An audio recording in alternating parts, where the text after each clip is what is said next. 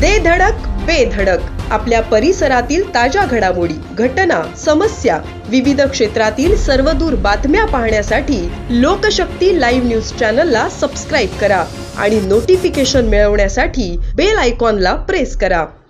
महिला सक्षमीकरणासाठी केंद्र सरकार देशभरात अनेक योजना राबवते। याशिवाय विविध राज्य सरकारेही आपापल्या राज्यातील महिलांसाठी विविध प्रकारच्या योजना राबवतात। याच पार्श्वभूमीवर महाराष्ट्रातील तेव्हा शिंदे फडणवीस सरकारने राज्यातील महिलांसाठी माझी लाडकी बहीण योजना जाहीर केली, ज्यानंतर बोगस लाभार्थ्यांनी लाभ घेतल्याचे समोर आले असून या घुसखोरीची दखल घेत राज्यातील फडणवीस सरकार ऍक्शन मोड मध्ये आली आहे।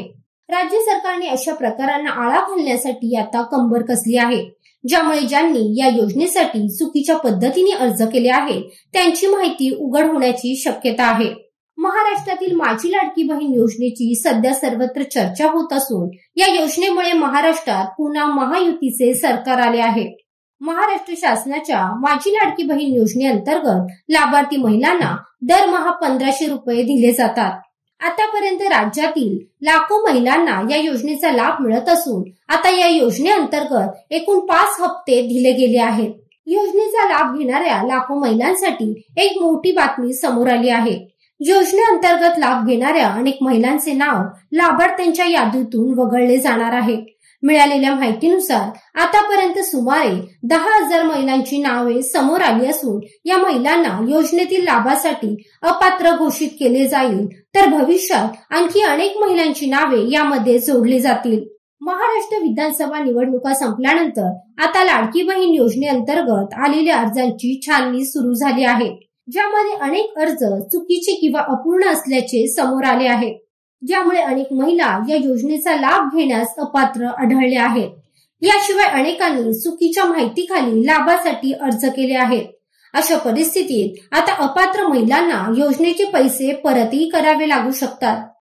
कोणत्या कारणामुळे लाडक्या बहिणींचे अर्ज फेटाळले जातील?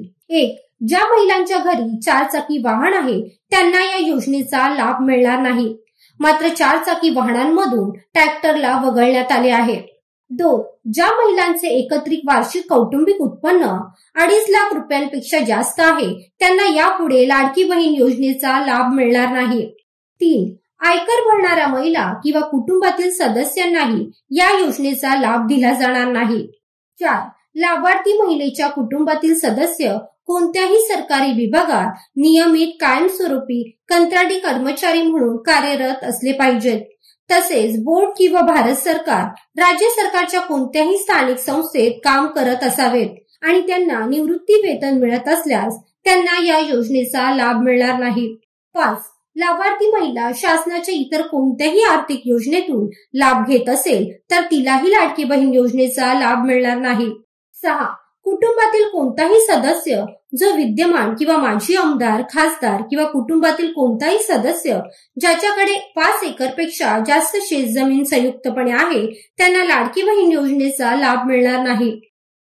लोकशक्ती लाईव्ह साठी न्यूज ब्युरो, मुंबई। अशाच सच्चाई दर्शवणाऱ्या बातम्या पाहण्यासाठी लोकशक्ती लाईव्ह न्यूज चॅनलला लाईक करा, शेअर करा आणि सबस्क्राईब करा।